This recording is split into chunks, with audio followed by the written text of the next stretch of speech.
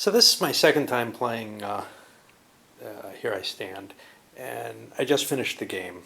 The Habsburgs won again.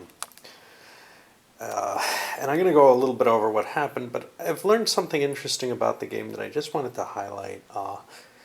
The victory point markers that you can give out, and usually you can only give them out during wars, basically, are an interesting dynamic that maybe I'm playing poorly.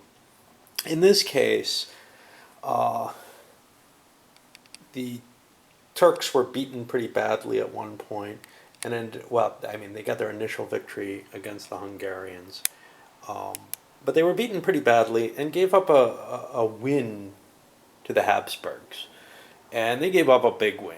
I mean, they bought back provinces, etc. We had the same kind of situation where no, that was later. Okay, so getting those extra victory points, does it unbalance the game is kind of the question. And I think it certainly does against people who cannot get them. So, for example, the Habsburgs are able to militarily beat someone up, but you're not going to see the Protestants getting that. And the Protestants did not do well at all, point-wise, but mainly that's because of the huge revolts that spread through southern Germany. And that was actually to stop the Turks from winning. It was a very, very close game, one in which everyone except the Protestants, even though they were up in the running a lot, and France, who lost an early war to England, and that's they had lost the key there at Rouen, as well as the rest of Normandy. And yes, the English own Antwerp, and those are Spanish own Plymouth.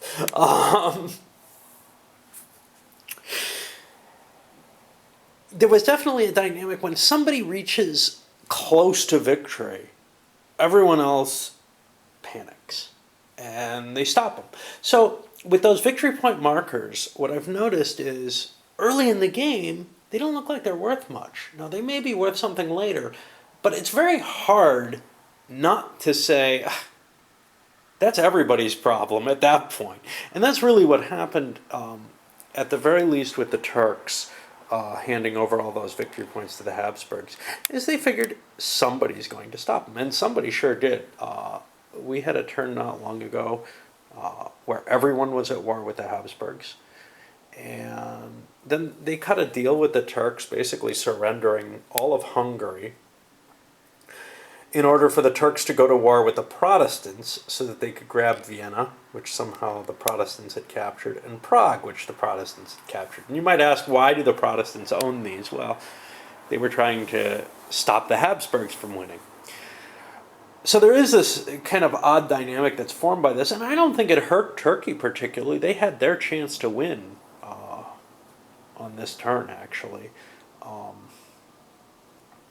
by taking those maneuvers. And if they hadn't given all those victory point markers to the Spanish, well, there wouldn't be this, they wouldn't have been able to get back enough territory to have been able to take Hungary, to be, I mean, so there's this whole stacking of events. And that leads me to wonder if just the style that I play is such that the Protestants are never going to win. The English actually came very close, so you could kind of say, well, look, there's got to be a chance at some point. So far, though, the Protestants have been the one country that I haven't seen have much of an option to win, even though I heard somebody else claiming it's the papacy that doesn't have much of a chance. I've seen them come close, very close, but mainly in terms of getting the keys rather than in terms of getting the points. Although they were close in points, too. Everybody had to kind of help the Protestants out at one point. I really love the game, but I'm